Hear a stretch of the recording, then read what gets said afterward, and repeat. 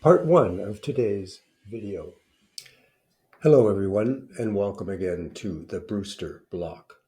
Today I really do hope I get you thinking because it's the one time of the year when we all should be doing some very reverent type of thinking. We are approaching Remembrance Day. Now that annual holiday celebrated in Commonwealth countries traditionally as Remembrance Day, perhaps in the United States, originally Armistice Day and then Veterans Day, is the time of year when all of us who are living relatively fruitful and happy lives deserve to give some thought to those who made it all possible. Now, this day is particularly relevant for Canadians because probably the most famous poem of all to do with the wars and Remembrance Day was by a Canadian poet. His name was John McCrae, and he was born November 30th, 1872. You can see his picture here, fought in the First World War. I can probably tell that from the uniform. Unfortunately, he died relatively young on January 28th, 1918, not directly from the war.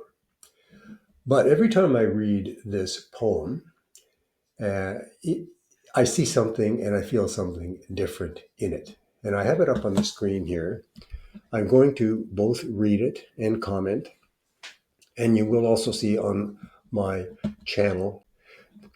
When you do look at and read this poem and give it some thought, you will find, or I find, there are two main things. The first verse being really to do with present living things, in particular birds looking down at the horror below. But once you hit the second verse, it's really the voice of those beneath those white crosses. You can just imagine the souls of those people, what they are passing on, and what they hope the rest of us do to honor their sacrifice. So, without further ado, let me just read In Flanders Fields. I will note there is one controversy about the second or the last word of the first line. Originally, apparently, it was grow. It became blow. I'm not going to get into those details. The significance is the same. In Flanders Fields, the poppies below, between the crosses, row on row, that mark our place. And in the sky, the larks still bravely singing fly, scarce heard amid the guns below. Now it really gets thoughtful.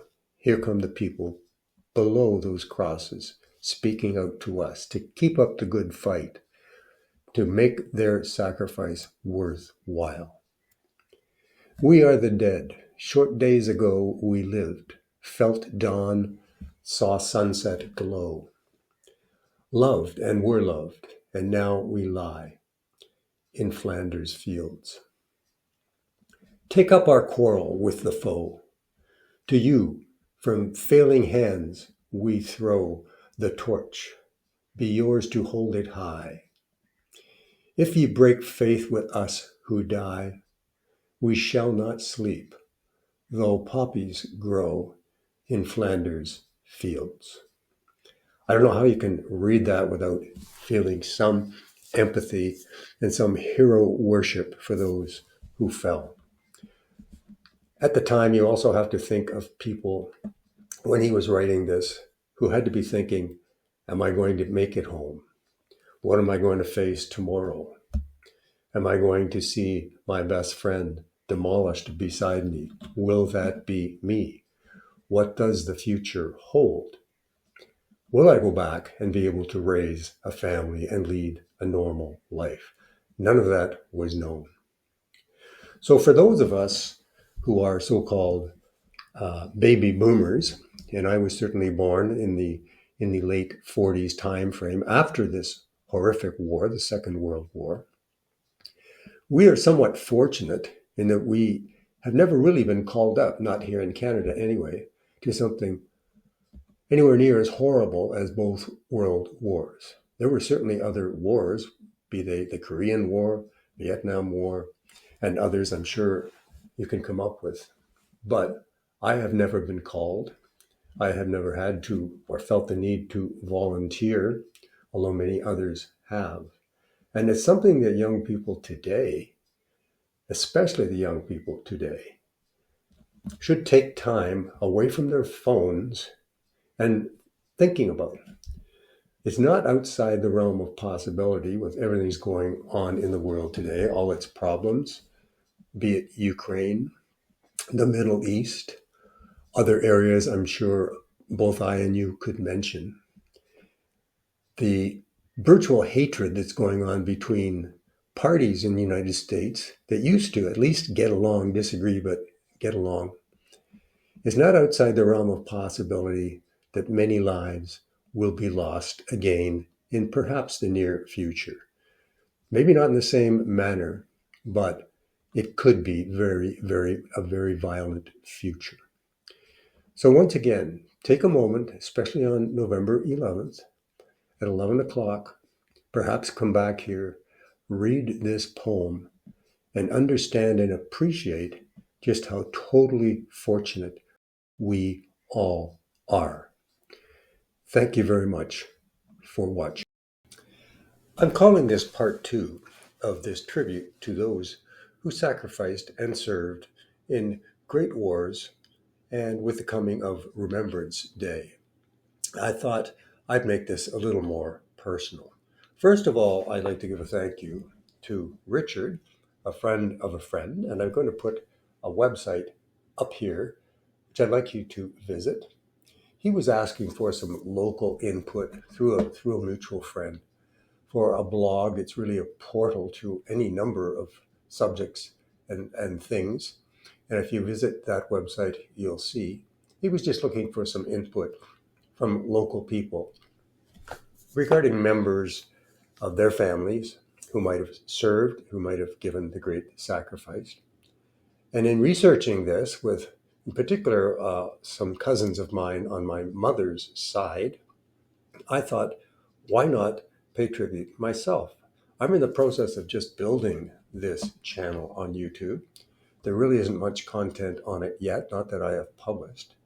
But then I realized what better way to start to get people thinking, which is my objective here, than Remembrance Day and those who sacrificed. So here is some personal information about people from my own family who served and one who never returned. I had 3 uncles, in fact 4 uncles on my mother's side. She had 2 older brothers and 2 younger brothers who were twins. One of those twins made the ultimate sacrifice and never returned home. So the first name was Joseph Douglas Ryan. He was killed in action in France. Munitions, so I'm told, actually landed in a foxhole where he took shelter. He had intended to return after the war to become an Anglican minister. Think about that.